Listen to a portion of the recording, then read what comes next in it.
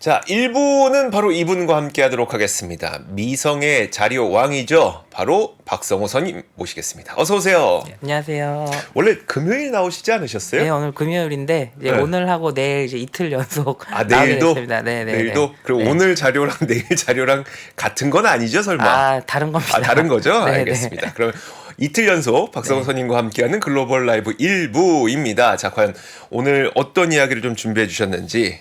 오늘은 좀 유럽 증시 쪽 얘기를 좀 해볼까 하는데요. 와, 난리 났더라고요. 네, 유럽이 뭐 거의 신고가 수준까지 주가가 좀 잘 가고 있어서 네. 저도 개인적으로 그 유럽이 왜 이렇게 잘 올라가나 이것도 좀 궁금하기도 해서 뭐 공부 겸해서 네.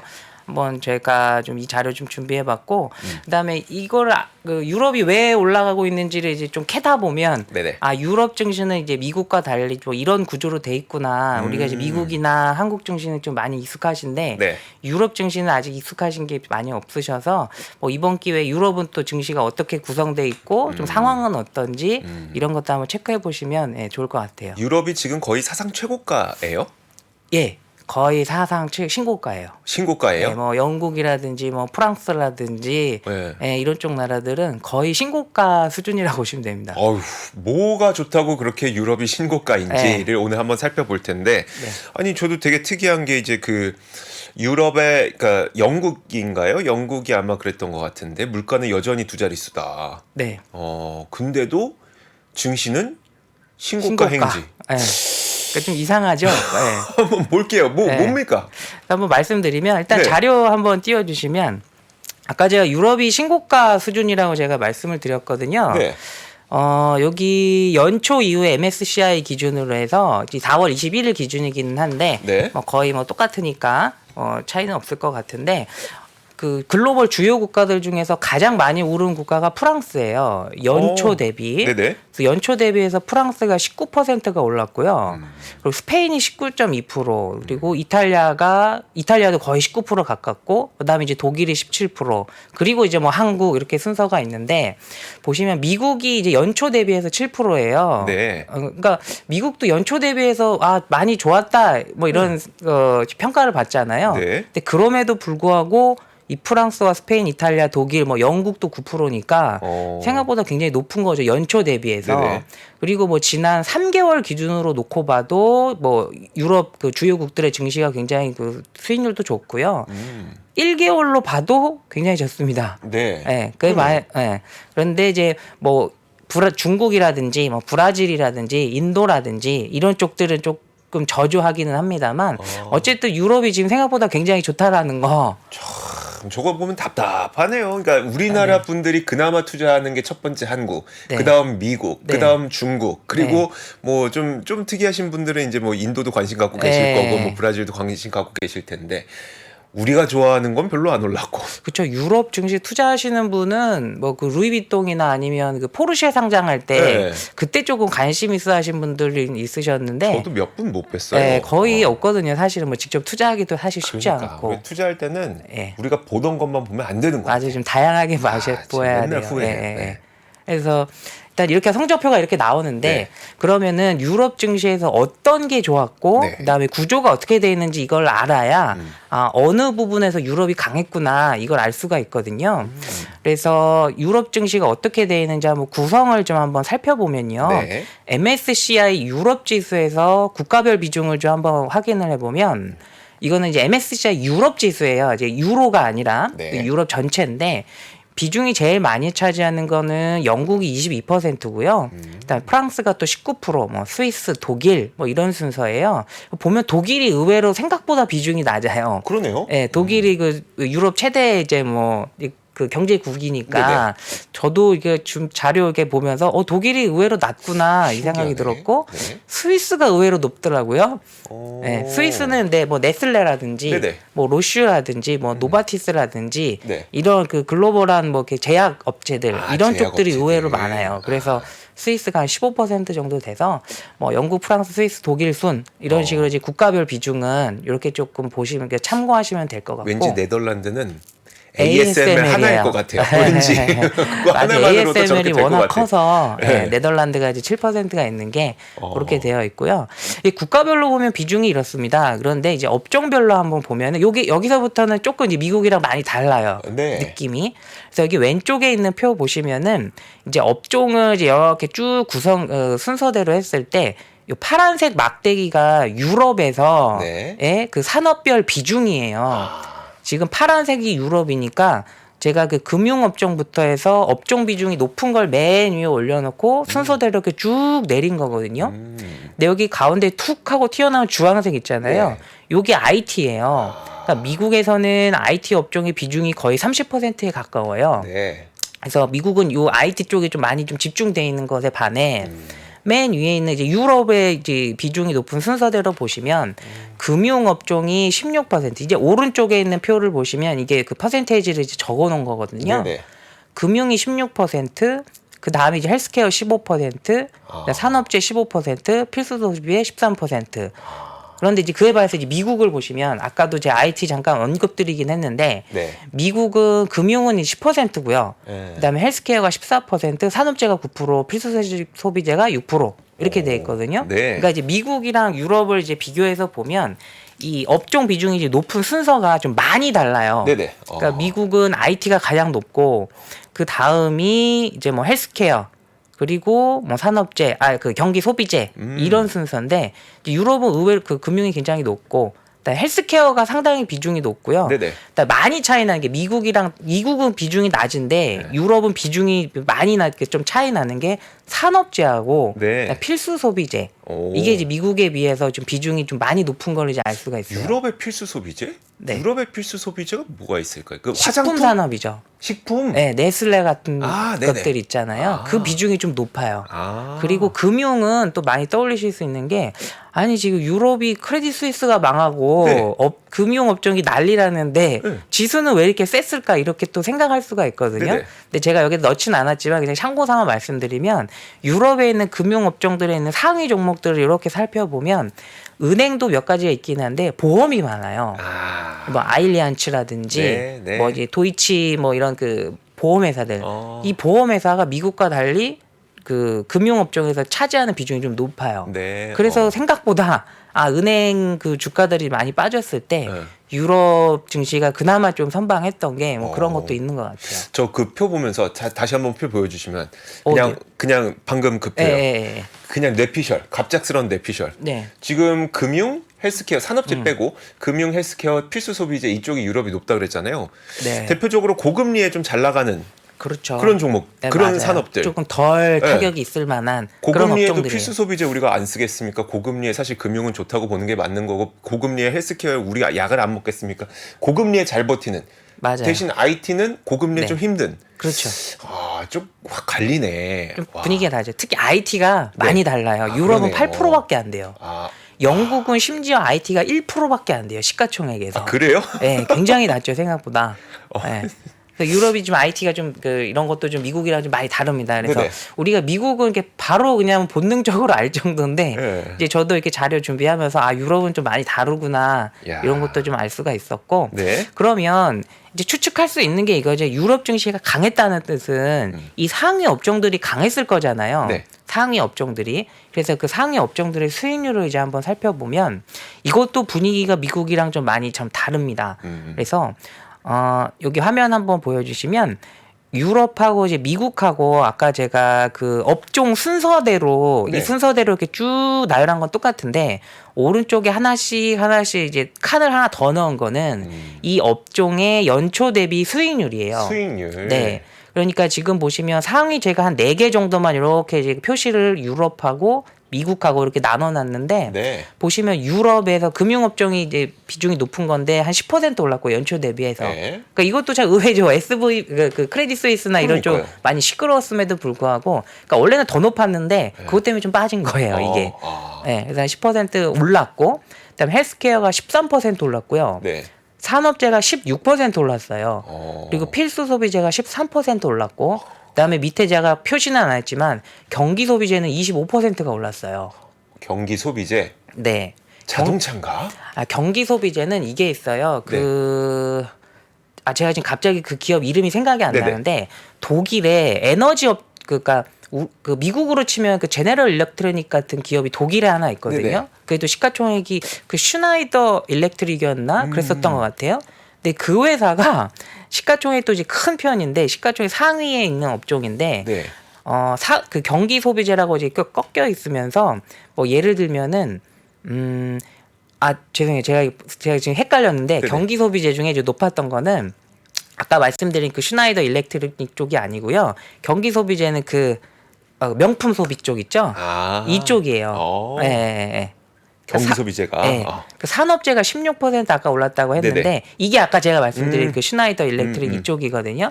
이쪽이 그 스페인하고 독일에 있는 이런 에너지 기업들 있죠. 네네. 천연 에너지 이런 것들을 네. 좀 약간 발걸쳐 있는 이런 기업들, 이런 기업들의 주가가 굉장히 좋아요. 걔네들이 좀 산업재로 좀 속해 있거든요. 네네. 그래서 업종별로 보면 수익률이 이렇게 좀 유럽은 이렇게 좀 있었는데 오른쪽에 있는 이제 네. 미국 보면 금융은 마이너스 2%, 헬스케어 마이너스 1%, 산업재, 필수재 각각 3%. 네. 그리고 밑으로 이렇게 조금 내려보면 미국은 이제 어쨌든 좀 압도적으로 높았었던 건 시가총액이나 이런 거 규모 면에서 봤을 때 IT가 굉장히 좋았던 거였죠. 그렇죠. 네, 여기 업종별로 수익률 보시면 뭐 이게 다 느끼시겠지만 미국은 업종별로 좀 약간 편차가 커요.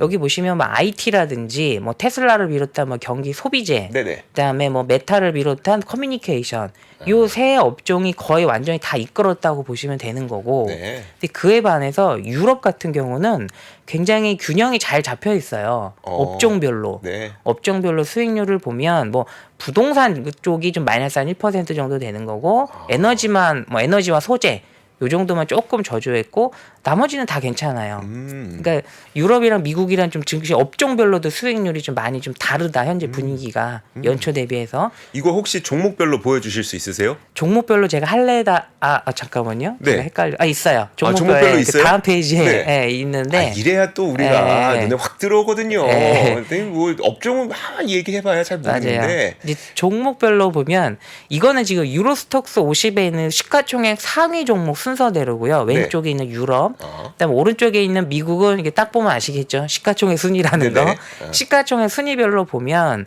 아까 그 경기 소비재 이렇게 왜 이렇게 높았어요? 말씀하셨잖아요. 여기 네. 있어요. 이게 루이비통이 31% 올랐고, 네, 로레알이 31%, 그리고 이제 네덜란드 ASMA 13% 이제 이런 순서예요.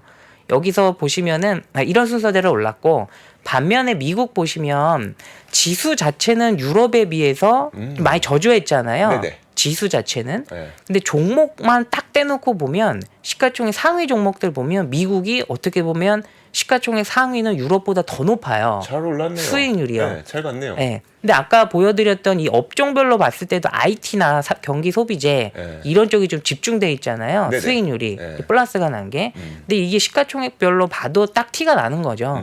미국 같은 경우는 시가총액 상위가 대부분 IT 쪽이니까 네. IT 쪽이 좀 많이 이끌었다라고 볼 수 있고 유럽 같은 경우는 뭐 루이비통이나 뭐 에르메스 같은 업종, 그다음에 뭐 SAP 같은 경우는 이거는 그 독일의 IT 소프트웨어 이런 회사거든요. 네네. 그 회사 IT 쪽은 요거 하나 있어요.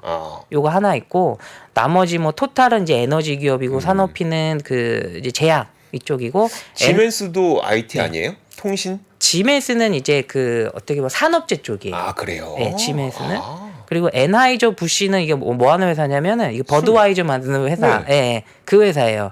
예, 그래서 보면 이제 미국이랑 달라요. 이것도 시가총액 상위도 보면 미국은 IT에 매우 많이 집중돼 있다는 거. 그다음 유럽은 뭐 좀 업종별로 좀 많이 좀 분산이 돼 있다는 거.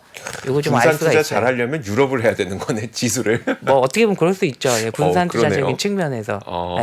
네. 그래서 지금까지 이제 유럽하고 이제 미국의 그 분위기를 한번 봤는데 아까 제가 지나가는 말로 지금 잠깐 말씀드리긴 했는데 유럽은 미국에 비해서 소수 업종에 집중돼서 올라간 게 아니었고 종목별로 봤을 때도 집중되어 있지 않았어요.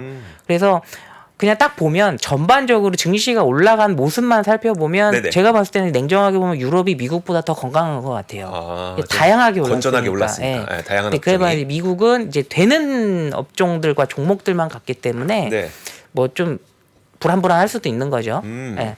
그래서 이런 좀 모습들이 좀 보였는 연초 이후에 네. 이런 모습들이 좀 보였는데 그러면 이제 궁금한 게 그거죠. 유럽은 그럼 왜 좋았을까? 예, 그니까. 예, 그렇게 뭐 안 좋고 뭐 미국은 뭐 좋고 뭐 그렇다는데 아니 저 안 그래도 막 물가 오르기 시작할 때 네. 그 일단 절대적으로 유럽 물가가 더 많이 올랐고 미국보다 더 많이 올랐고 거의 뭐 10몇 %까지 갔었죠. 한 번은. 뭐 거의 뭐 두 눈을 네. 의심할 정도로 많이 그리고 올랐었으니까요. 뭐 예. KBS에서 나오는 그 다큐 이런 거 기획 취재 이런 거 보더라도 그 네. 미국 영국의 피쉬앤칩스 아시죠? 예. 그 정말 그냥 대중적인 음식. 네. 그것도 가격이 뭐 두세 배 올랐다고 하고 이게 지금 뭐 그렇게 좋을 땐가 싶은데 어떻게 이렇게 사상 최고가냐. 이상하죠. 네, 뭔가 이유가 있겠죠? 네, 여러 가지 이유들이 있는데 네. 몇 가지만 좀 이렇게 소개를 해드리면 첫 번째는 일단 경기 반등 기대감이 미국이랑 완전히 달라요. 느낌이. 그래서 요 화면 보시면은 이거 이제 뭐 제가 몇 번 안내해드린 건데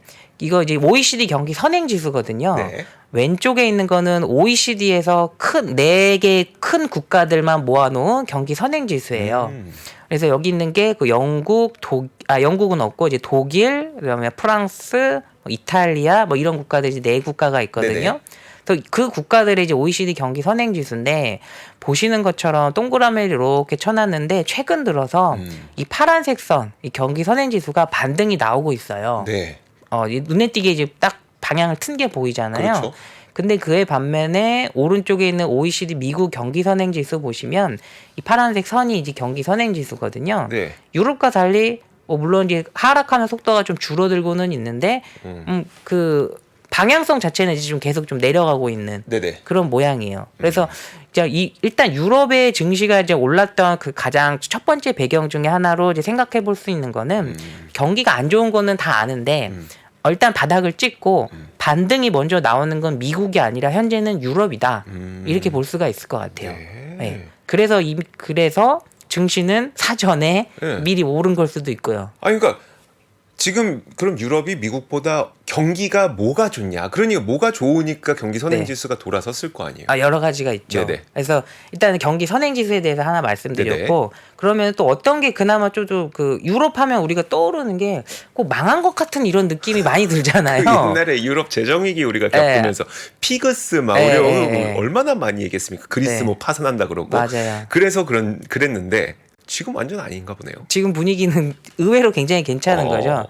그래서 이 실업률도 한번 보면은 요것도 화면도 한번 보여주시면 유럽 증시의 강세 배경으로 이제 볼 수 있는 것 중에 하나가 뭐냐면 실업률이에요. 네. 미국도 지금 실업률이 굉장히 낮잖아요. 네.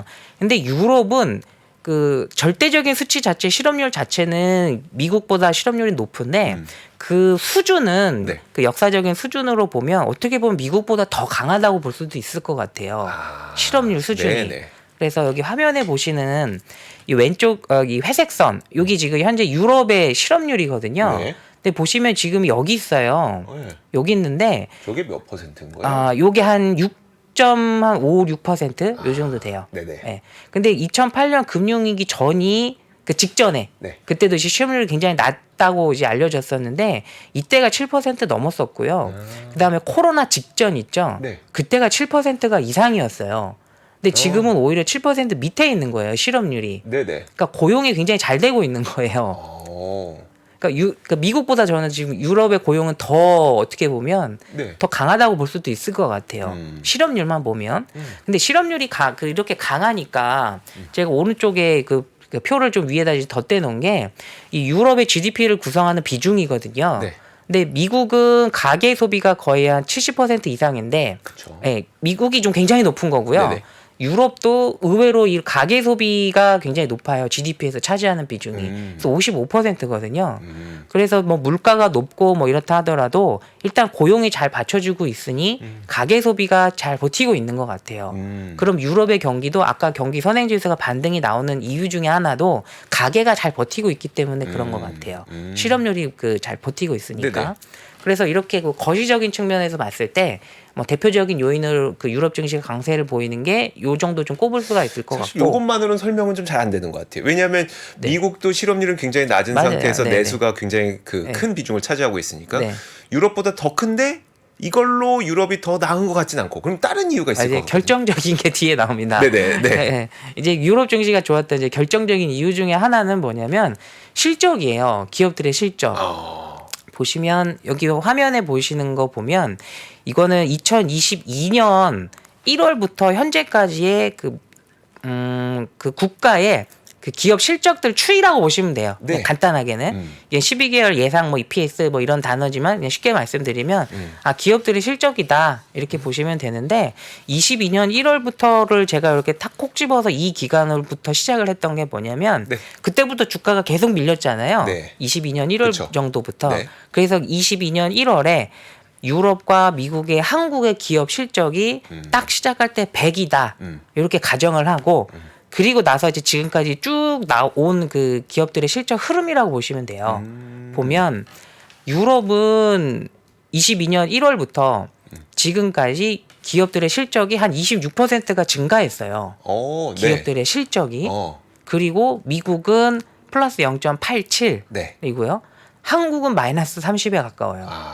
네. 그러니까 어쨌든 주가라는 거는 중장기적으로 보면 기업 이익의 함수이니까 그쵸.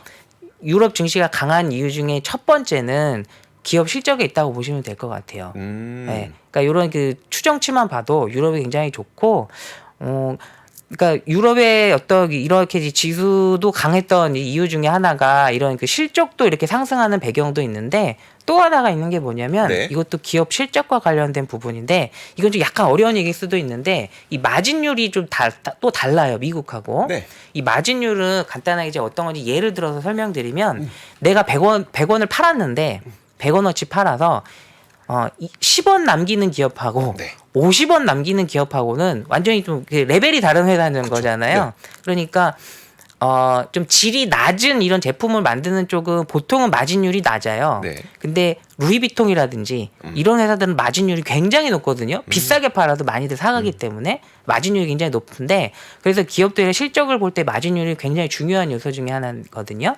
근데 보시면 요 화면에서 상단에 있는 이 회색이 S&P 500 기업들의 마진율이에요. 네. 그리고 아래쪽에 있는 거는 요 약간 옅은 파란색은 영국이고요. 그다음에 보라색은 영국을 뺀 유럽이에요. 네. 근데 보면 미국의 마진율이 더 높은 건 맞아요. 여전히. 절대적인 네네. 수치는 여전히 더 높은 게 맞는데 미국 같은 경우는 이 마진율이 22년을 기점으로 해서 계속 내려가고 있는 반면에 네. 영국은 보시면 주가 마냥 오. 거의 신고가처럼 막 위로 올라가고 있고 유럽도 당장 말할 것 같이 얘기했지만 마진율이 떨어지지 않고 있어요. 네. 그러니까 되게 의외죠. 그 뭐 에너지 가격도 많이 오르고 해서 네네. 기업들이 많이 어려울 줄 알았는데 마진율도 굉장히 잘 방어하고 있는 거예요. 네. 그러니까 유럽 제품들은 좀 특이하게 지금 명품들도 많고 그런 것도 있고요. 그 다음에 거기에 그 아까 헬스케어 헬스케어도 사실 약이니까 만약에 약이라고 그렇죠. 친다면 네. 약이라고 친다면 그것도 사실 원재료 가격 올라가는데 본인들이 가격 올린다고 그 약을 안 먹겠습니까? 뭐 먹어야죠. 네, 먹어야죠. 네. 뭐 그리고 금융 특히 보험 네. 보험도 마찬가지잖아요. 보험료 이게 보험이라는 게 참 처음에 들어갈 땐 친절한데 나중에 돈 줄 때는 되게 불친절한 게 보험이긴 한데 보험인들한테 이게 욕 먹을 수도 있어요. 근데 이제 소비자 입장에서 근데 결국은 이제 그렇죠. 보험도 회사에서 손해율이 높아졌습니다. 가격 올려야 됩니다라고 했을 때 그걸 거부하기가 그렇죠. 어렵고 뭐 해지할 수도 없고. 결국 그 유럽 시장을 구성하고 있는 그 상위 종목들을 구성하고 있는 기업들은 대부분 소비자한테 가격 전가를 할 수 있는 기업으로 네. 중무장이 되어 있네요. 그렇죠. 그래서 그 신문 기사들 이렇게 유럽이 왜 올랐나 그냥 신문 기사들 그냥 간단히 찾아보면 명품만인 줄 알았어요. 예, 그런 그런 분석들이 된 기사들도 많이 있어요. 근데 네. 저도 그건 봤지만 그냥 말로 할 수는 없으니까 이제 실제로 이제 데이터가 어떻게 움직이는지 한번 보여드린 거고요. 이렇게 이제 뭐 실적도 괜찮았고 마진율도 생각보다 괜찮았고 네. 그리고 또 하나 이제 결정적으로도 볼 수 있는 것 중에 하나가 뭐냐면 통화예요, 통화. 네. 유로화인데 이것도 화면도 잠깐 보여주시면 유럽이 그 유럽에 상장돼 있는 기업들의 매출액의 비중이 네. 유럽 내에서 매출액 비중은 45%고요.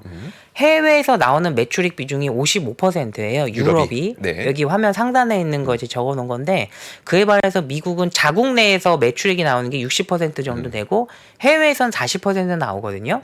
그러니까 유럽은 해외에 수출하는 그 비중이 더 높아요. 그 네. 기업들이. 그런데 아마 기억나실 텐데 작년에 그 유로 그 달러 유로 페리티가 깨졌다. 뭐 1대1이었던 게 깨졌다. 뭐 이런 얘기 나오면서 유로화가 아주 극도의 약세를 보인 적이 있었거든요. 네, 네. 그게 이제 작년이었는데 여기 환율 그 그래프도 한번 보시면 아시겠지만 유로화가 이렇게까지 좀 많이 떨어져 있었다가 네. 이렇게 많이 떨어지니까 이제 거꾸로 생각하면 이거죠. 아, 그러면은 내가 루이비통을 좀 가방을 좀 싸게 살 수 있겠군.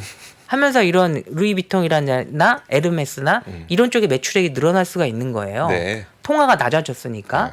이렇게 좀 많이 낮아졌다가 또 많이 낮아졌다가 이제 통화 가치가 이제 올라가려고 하면 외국인 투자자 입장에서 보면 네. 통화 그 환 차익도 기대할 수 있기 때문에 또 유럽 증시에 유입될 수 있는 요인이 될 수 있어요. 네네. 그래서 통화 가치가 굉장히 좀 낮게까지 내려갔다가 최근에 좀 반등이 나왔던 거. 네. 요것도 그 유럽 증시의 좀 강세를 좀 설명할 수 있는 부분 중에 하나라고 좀 볼 수 있을 것 같고요. 그리고 아까 명품 얘기 좀 많이 했는데 플러스 알파로 그 아까 보여드렸던 것처럼 유럽에 상장돼 있는 기업들 중에 이제 시가총이 좀 큰 게 네네. 루이비통이나 뭐 에르메스가 있고 또 밑에 뭐 여러 가지가 있거든요. 불가리라든지 뭐 여러 기업들이 있는데 지금 중국 같은 경우가 그 중국이 명품 수요가 굉장히 많다는 건 많이 알려져 있잖아요. 그쵸? 계속 네. 늘어나고 있다는 거. 그런데 이번에 코로나 이후에 그 중국이 어떻게 보면 약간 이제 문을 좀 열기 시작을 하면서 아니면 또 코로나 때도 그 데이터를 보면은 제가 여기 그림에다가는 2018년부터 2025년 이렇게 그림을 그려온 그 사진을 가져왔는데 네. 내용을 보면 중국이 코로나였음에도 불구하고 명품에 대한 소비는 계속해서 이제 우상향을 하고 있어요. 그래서 며칠 전에 저도 이제 기사에서 이제 지나가다 봤던 기억이 나는데 네. 그 전 세계 그 부자 1위가 그 루이비통 회장으로 바뀌었다고. 아르노 회장이죠. 예. 네. 그런 정도 수준까지 이제 온 거죠. 그래서 중국의 명품 사랑이 이 루이비통이나 에르메스 같은 명품 기업들의 매출액을 좀 올려준 영향도 있어서 시가총액 상위의 명품 기업들이 있다 보니까 또 이것도 유럽 증시의 한 축을 좀 이룬 것 같고 주가만 봐도 루이비통이 31%고 에르메스가 38%니까 네네. 이들 시가총액 상위 종목들 중에서도 수익률도 거의 가장 높은 위치에 있어요. 네. 그래서 유럽 증시를 좀 또 중국이 좀 약간 도와준 것 그러니까. 같고. 여러모로 지금 유럽은 괜찮네요. 네. 그리고 또 한 가지가 이게 있어요. 이것도 이제 좀 결정적인 요인이 될 수 있는데 네. 싸요. 유럽이. 아 그래요? 지금 많이 올랐지만 그래도 싸요. 아 그래요? 예, 미국에 비해서. 어. 예, 그래서 왼쪽에 있는 거는 이제 미국과 유럽의 그 퍼예요. 네. PER. 어. 이 낮으면 싼 거고 위에 있으면 이제 비싼 건데 네네. 주황색이 유럽이고 파란색은 미국이거든요. 네네. 물론 미국이 더 그 모멘텀이나 이런 뭐 여러 가지 측면에서 유럽보다는 좀 이게 우월한 면이 있기 때문에 IT가 있으니까요. PER이 더 항상 높기는 해요. 항상 높기는 한데 최근 보면 유럽이 원래 낮긴 했지만 원래 그 평균적인 수준보다도 더 낮아요. 지금 주가가 올랐지만 아직도 좀 낮은 모습이에요. 그리고 여기 오른쪽에 있는 요 막대 그래프처럼 생긴 것도 한번 보여주시면은 네. 이거는 그 역사적 평균 대비해서 유럽의 PER을 이제 표시를 한 건데 여기 가운데 네모나게 이렇게 빨간색으로 점선한 거, 네. 요게 이제 그 영국을 제외한 유럽이 이 부분이고 오른쪽에 있는 게 이제 영국이거든요. 네. 그리고 여기 마름모로 이제 다이아몬드 모양 돼 있는 게 현재 PER 위치예요. 현재. 그리고 여기 일직선으로 이렇게 꼭 우리 그 차트에 있는 그 일봉처럼 네네. 이렇게 이제 가운데 이렇게 이제 연두색으로 이렇게 딱 가운데 있는 거는 이거는 이제 평균이에요. 역사적 평균. 그래서 보면 왼쪽에 있는 요게 미국이거든요. 네. 미국인데 미국은 지금 평균 대비해서 좀 높은 편인 거예요. 가치가. 그런데 유럽과 영국 같은 경우는 아직도 조금 평균적으로 좀 저렴한 거고 네. 영국도 보면은 또 저렴하죠. 아. 네. 그러니까 싼 것도 있어요. 유럽이. 지금 되게 좋은 상황인데 싸다. 여전히 좀 싼게 여전히 싸다. 네네네. 앞으로도 괜찮을 것 같으세요? 지금 상황만 놓고 보면은 뭐 미국보다 유럽이 조금 더 매력적이라고 볼 수도 있을 것 같아요. 네. 저보고 만약에 미국 살래, 유럽 살래 둘 중에 딱 하나만 골라야 된다. 네네. 지금 네. 오늘 꼭 사야 된다. 네. 그럼 저라면은 유럽을 고를 것 같아요. 그래서 네, 그래서 마지막 화면이긴 네네, 한데 네. 여기까지 보여드리면 그 JP 모건에서 롱텀하게 봤을 때 아주 장기간 한 10년 이상의 그 기간을 추정했을 때 기대되는 수익률을 이렇게 표시를 해놓은 거거든요. 네. 위에 있으면 이 막대 그래프가 이제 기대 수익률이에요. 지금 제일 높은 건 중국이에요. 근데 이제 중국은 워낙 변동이 크고 예, 좀 어려우니까 중국은 그렇다 치더라도 보시면 두 번째로 높은 게 유로존에 있는 대형 종목들이에요. 네네. 그에 반해서 미국의 대형주 같은 경우는 요 밑에 있어요. 그러니까 미국 같은 경우는 6%가 안 되거든요. 장기적인 그 기대 수익률이. 네네. 근데 유럽에 있는 그 대형 기업들 같은 경우에는 거의 한 8.34%? 요 정도 되니까 좀 차이가 조금 꽤 있죠.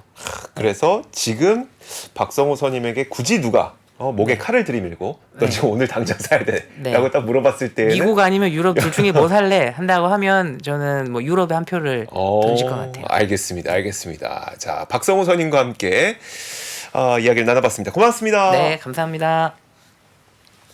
시간이 흘러도 변하지 않는 여러 가지 원칙과 사고 체계는 존재하거든요. 대가들의 사고 체계, 투자 기법이 아니라 생각의 방법. 그런 거를 분해를 해서 재구성을 해서 하나의 어떤 틀로 조합을 하는 과정이 필요한 것 같다. 라쿤 자산운용 홍진채 대표의 거인의 어깨에 19년간 초과 수익을 달성한 그가 어떻게 주식 대가들의 투자법을 활용했는지 이 책에서 최초로 공개합니다. 대가들의 검증된 투자법을 여러분의 눈으로 직접 확인하시죠.